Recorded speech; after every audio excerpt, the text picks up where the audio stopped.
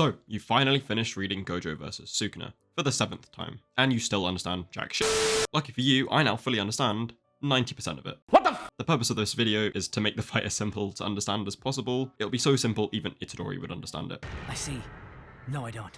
And I'll make a separate video properly deep diving the fight. However, this video will purely be about understanding what the hell is going on. Before jumping into the chapters, we do need to cover some very quick information which will be crucial to understanding the fight. Firstly, I just want to quickly recap domains and domain expansion counters because they'll be very important for this fight. Expanding your own domain is the best counter to an opponent's domain expansion. The domains will clash, and depending on how refined it is, one should eventually win. While clashing, however, the domain's guaranteed hit effects cancel out. Domains are normally sealed in a barrier, however Sukuna's is not, which is very important for this fight. There are counters besides your own domain expansion, however. New Shadow style simple domain is a good example. The sorcerers create a smaller and weaker domain as a circle around them, and this basically cancels out the guaranteed hit effect, but will eventually be overcome by the opposing domain, depending on the strength. Then you have Falling Blossom Emotion, which is a secret technique passed down by the big three families, and it's very similar to simple domain, but instead of it being a circle you stand in, it wraps around your body. It's basically the same as when you see Cursed Energy Reinforcement. This reduces the effectiveness of incoming physical attacks from the opposing domain by countering with Cursed Energy.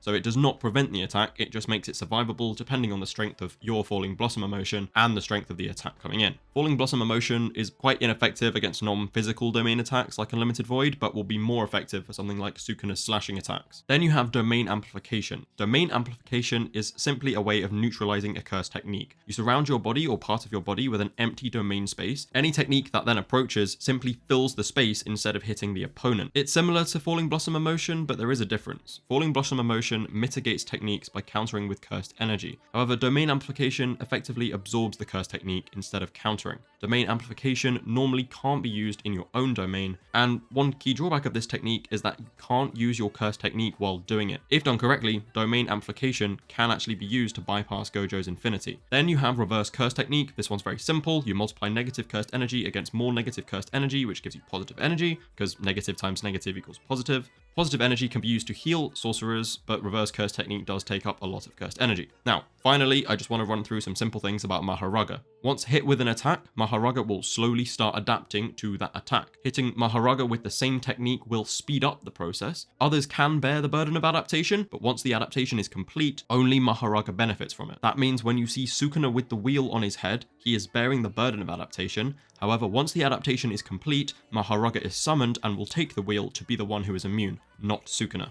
Now it's finally time to get into the fight. Gojo brings Utahime, Gakuganji, and Ijichi to the starting point. Utahime's ability is basically just temporarily boosting the power of a chosen sorcerer. She goes all out by performing a dance to Gakuganji's music, allowing Gojo to reach 120% power. Gojo then performs a chant which further boosts the power of his first Hollow Purple to 200%. Ijichi masks the presence of Gojo's first Hollow Purple by simultaneously lowering a barrier. Due to this, Sukuna was delayed in reacting to the purple, but he still managed to fully reinforce his arms and block it. Sukuna lost both his reinforced arms, but healed them no problem, and the fact that Sukuna could survive a boosted Hollow Purple just shows how insanely strong he is. Now, for pretty much the entirety of the fight, Gojo proves himself to be the superior non-domain fighter, and in my opinion, it's not even close. Some buildings get chucked around, and we finally arrive at the main event, which will be Domain Expansion Clash number 1. It is determined that Gojo's and Sukuna's domains are of equal strength. This means neither's guaranteed hit is on, but will instantly activate if the other domain falters. This basically means that they must either find a way to break the other's domain or hurt the other enough for their domain to fail. Sukuna's barrierless domain expands beyond Gojo's barrier and breaks Gojo's barrier from the outside, leaving Gojo trapped in Sukuna's malevolent shrine. This means he's exposed to the reactivated guaranteed hit effect and he starts taking slash attacks. Malevolent Shrine slash attacks bypass infinity within the domain due to the guaranteed hit effect. Gojo takes serious damage but does not die due to him reinforcing and instantly healing with reverse curse technique. Gojo then activates simple domain, therefore stopping the guaranteed slashes and buys time to heal. Using his cursed energy and reverse curse technique at the same time is apparently a very hard thing to do, but he can. Because he's Satoru Gojo. Makes sense. Now, remember the rule about not being able to use curse techniques after a domain expansion. That will be very important. Anyway, Gojo concludes that the Shrine of Malevolent Shrine is actually a physical thing that takes up real space and is also the core of Malevolent Shrine. Sukuna goes in to attack Gojo, and Gojo then stops healing, and he starts taking damage again. He does this in order to focus his healing on the part of his brain responsible for cursed techniques. Doing this means Gojo can now replenish burnt out techniques, something everyone thought impossible. In fact, even Yuta said he wasn't aware you could even do that. Gojo gives Meguna a big hug and then fires a red into him and his shrine. This destroys Sukuna's domain and allows both parties to heal. Gojo's 6 eyes means he uses almost no cursed energy for anything he does, and this allows him to infinitely use his cursed energy and it won't ever run out. Sukuna simply has so much that he won't run out anytime soon. Yuta estimates Sukuna actually has more than double his cursed energy, and as we know, Yuta has the highest cursed energy of any modern day sorcerer. Now, onto domain clash number 2. Sukuna has a few key advantages over Gojo in this fight, one being that Sukuna has seen Gojo's Infinity, Hollow Purple, and Infinite Void through Itadori's eyes. However, Gojo's information on things like Sukuna's barrierless domain is very limited. They both reopen their domains almost instantly. Gojo now increases the external strength of his barrier, but Sukuna is one step ahead. Sukuna made a binding vow to increase his domain strength by removing the guaranteed hit effect. Sukuna then instantly uses domain amplification within his own domain to touch Gojo, which, remember, using domain amplification inside one's own domain is supposed to be impossible, which is another good example of how these two are just so beyond the limits of Jujutsu. Touching Gojo means Sukuna is protected from unlimited void, so Sukuna is therefore able to break Gojo's barrier yet again without taking any damage from unlimited void. This time, however, Gojo mitigates the slashes with Falling Blossom Emotion. Gojo then instantly expands his 3rd domain while Sukuna's 2nd domain is still active. This leads us to domain clash number 3. But with Gojo's 3rd domain expansion, he does something that is supposed to be impossible yet again. It extends further than Sukuna's and then shrinks really fast into a basketball-sized barrier. The internal size is the same since domains are all about how you can visualize it, and Gojo is only able to visualize being in something this size due to his time in the prison realm. Gojo's barrier is now so much smaller, and that therefore means that his barrier strength is much greater. In response to Gojo's small barrier strength, Sukuna also reduces the radius of Malevolent Shrine in order to make its slashing attacks more effective, and then hopefully break through from the outside. Part of the 10% that I'm still confused about is why Gojo expanded the barrier so wide and then shrunk it. I know Kusakabe theorizes it was due to it being too difficult to extend beyond the range of Sukuna's Malevolent Shrine and so chose to shrink it, and then Mei also suggested it was to shrink Malevolent Shrine as well, although we see that can't be the case because Malevolent Shrine is still attacking the barrier from the outside. So I don't really know why it went really big and then really small, but it's not too important. Fist fighting in the domain will basically determine the winner of this clash, and after 3 minutes, both domains simultaneously break. What happened is that it took Sukuna 3 minutes to break Gojo's barrier from outside, but at the same time, Gojo did enough damage to Sukuna inside the domains that Sukuna's domain failed. Thanks to his new method, Gojo now can use his Limitless Curse technique within the domain clash. For this reason, Sukuna changed the core of the domain from the physical shrine which can be destroyed to Sukuna, who can probably endure more damage than the shrine can, although Gojo does have the advantage when fighting within domains due to his ability to maintain infinity. Gojo also questioned why Sukuna wasn't using Maharaga and why he was playing so risky here. The reason Sukuna stopped using domain amplification and is taking all these risks is because he is using Maharaga. Unbeknownst to Gojo, the wheel of adaptation is placed on Megami's soul.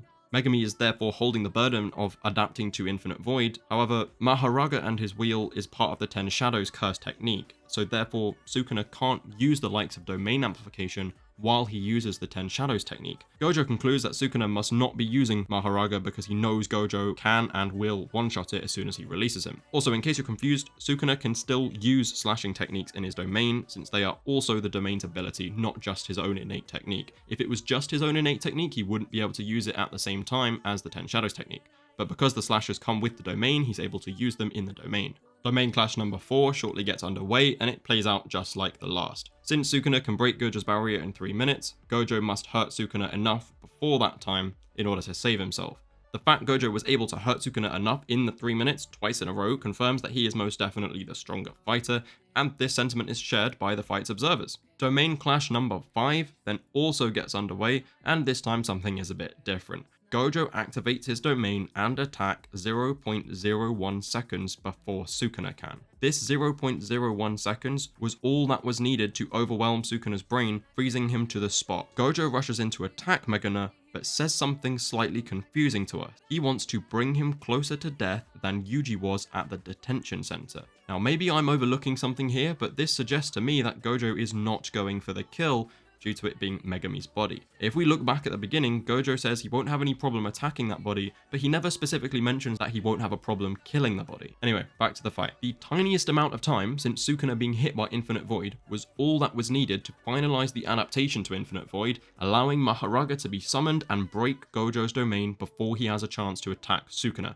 Obviously, this catches Gojo by surprise since he wasn't aware that Mahoraga was adapting in the first place. That marks the end of the domain clashes, but definitely not the fight. Earlier on, Yuta noticed how Gojo's nose was bleeding. He also theorized that Gojo's method of replenishing his curse technique was pushing past his limits.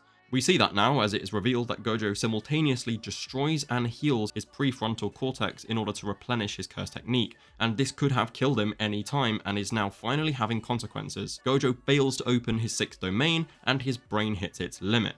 Sukuna then flaunts victory, claiming he will expand Malevolent Shrine with a barrier so that Gojo can't run. He then dismissed Mahoraga and took the wheel for himself, claiming he also wants to adapt to Infinity. And this statement is part of the 10% that still confuses me, so apologies for not being able to explain how he would be able to adapt to Infinity when he expands a domain. Anyway, guaranteed hit effect. It's all confusing. I don't like. It's not important. Read a book. You're stupid as showing. Sukuna's brain got so mangled from taking Infinite Void that he also can't expand his own domain. And the best explanation I have for why their brains are so damaged is because the brain is different to the rest of the body. Reverse curse technique and applications of curse energy are controlled by the brain, which is a very delicate thing, and therefore reverse curse technique can't necessarily heal the brain as easily or safely as it can heal other parts of the body. This explains why Gojo's curse technique replenishment method was so risky and damaging, but the point is domains are now out of bounds for this fight. And time to let them cook with their curse techniques and skills, which we have already established Gojo was the superior non-domain combatant. We now get into the post-domain expansion part of the fight, and we are told that Gojo reinforces his punches with his blue technique. Remember, Gojo's massive blue and red attacks are the maximum output attacks. He can use both attacks at any strength he chooses up to the maximum. By applying blue to his punches, he effectively creates a pulling force that pulls the opponent into his already strong attacks. Hikari and Yuta both vomited when punched by Gojo. Don't forget that Yuta can literally block Granite Blast with his bare hands and take hits from Playful Cloud, so the fact that he vomited from one punch from Gojo is a big deal. A simple jab from Gojo is comparable to Nanami's strongest 7-3 hit. And to be honest, all of this really makes me appreciate Miguel.